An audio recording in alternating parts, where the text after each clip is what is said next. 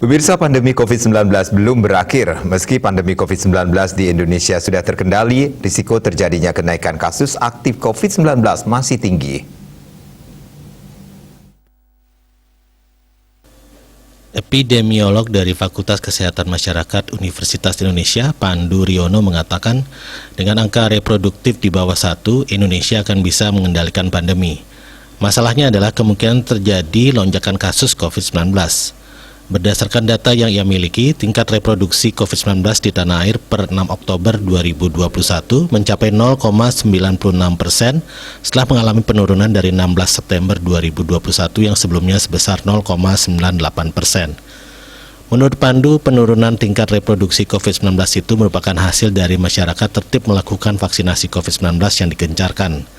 Meskipun Indonesia telah mengalami penurunan dalam angka kematian dan kasus aktif, tren penurunan itu bisa saja bersifat sementara. Dalam hal ini, pemerintah seringkali lupa memberi teladan dan mengedukasi masyarakat akan bahaya penularan COVID-19 dan konsisten menerapkan protokol kesehatan, serta masyarakat yang terlalu euforia melihat situasi saat ini. Ia menegaskan apabila semua pihak tidak konsisten dalam menjalankan aturan yang dibuat, ada kemungkinan masuknya varian baru yang berpotensi lebih ganas dari varian Delta, baik yang berasal dari dalam maupun luar negeri.